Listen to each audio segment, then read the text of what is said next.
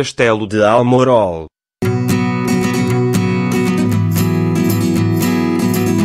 O Castelo de Almorol localiza-se na freguesia de Praia do Ribatejo, concelho de Vila Nova da Barquinha, distrito de Santarém, em Portugal, embora a sua localização seja frequentemente atribuída a Tancos, visto ser a vila de onde se vislumbra melhor.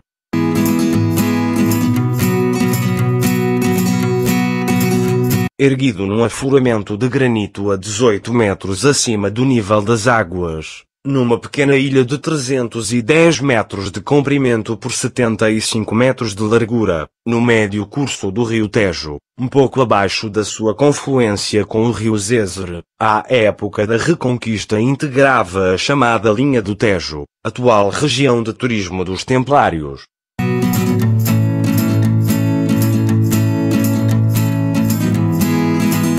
Constitui um dos exemplos mais representativos da arquitetura militar da época, evocando simultaneamente os primórdios do Reino de Portugal e a Ordem dos Templários, associação que lhe reforça a aura do mistério e romantismo.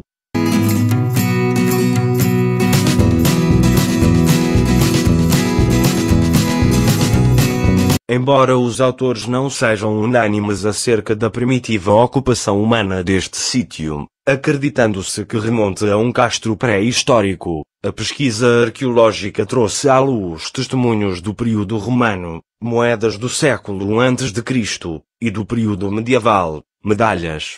Alguns autores, ainda, identificam em alguns trechos na base das muralhas, exemplos do aparelho construtivo de tipo romano.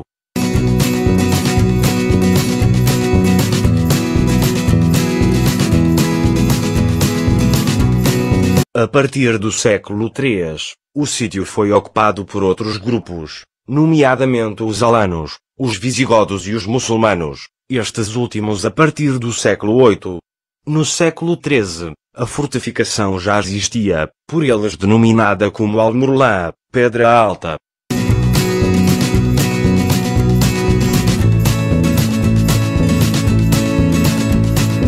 Não se pode precisar a origem do seu nome, assim como se torna difícil clarificar o significado e a própria grafia do qual são conhecidas variações: Almoriol, Almorol, Almorel, Almoriel. Outros autores estabelecem a ligação com o termo Moron, que Estrabão teria referido como cidade situada à beira-Tejo, ou com o termo Moriela, que consta da descrição da delimitação do bispado de Igitânia e Corretânia.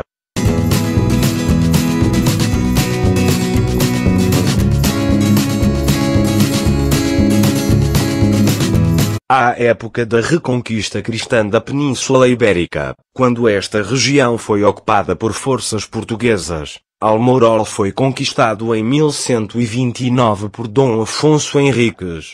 O soberano entregou aos cavaleiros da Ordem dos Templários, então encarregados do povoamento do território entre o rio Mondego e o Tejo, e da defesa da então capital de Portugal, Coimbra.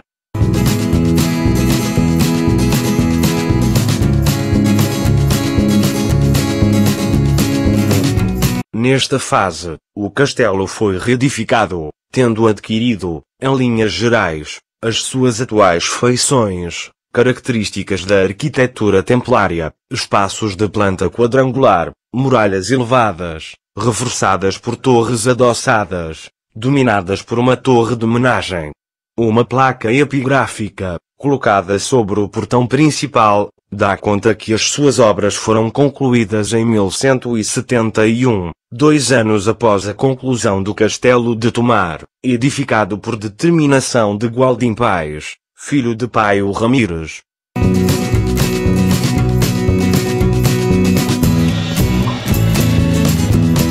Sob os cuidados da Ordem, constituído em sede de uma comenda, o castelo tornou-se um ponto nevrálgico da zona do Tejo, controlando o comércio de azeite, trigo, carne de porco, frutas e madeira entre as diferentes regiões do território e Lisboa.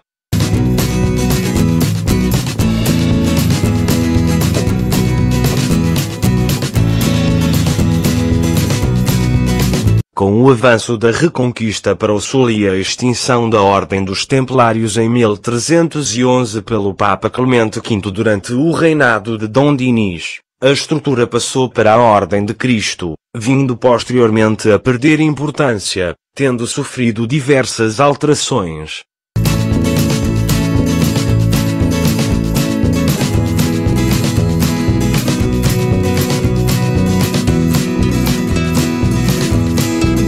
Vítima do terremoto de 1755, a estrutura foi danificada, vindo a sofrer mais alterações durante o romantismo do século XIX.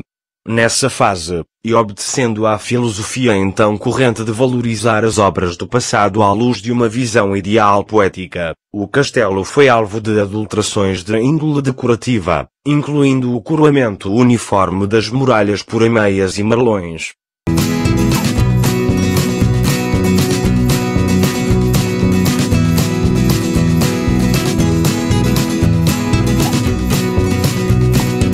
O castelo foi entregue ao exército português na segunda metade do século XIX, sob a responsabilidade do comandante da Escola Prática de Engenharia de Tancos, a que está afeto até aos nossos dias.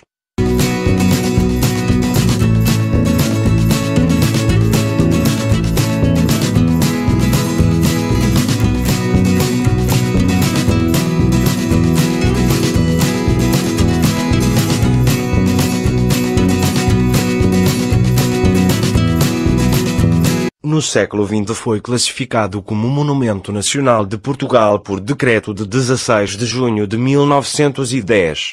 À época do Estado Novo Português, o conjunto foi adaptado para residência oficial da República Portuguesa, aqui tendo lugar alguns importantes eventos oficiais. Para esse fim, novas intervenções foram promovidas nas décadas de 1940 e de 1950, reforçando aspectos de uma ideologia de nacionalidade cultivada pelo regime à época.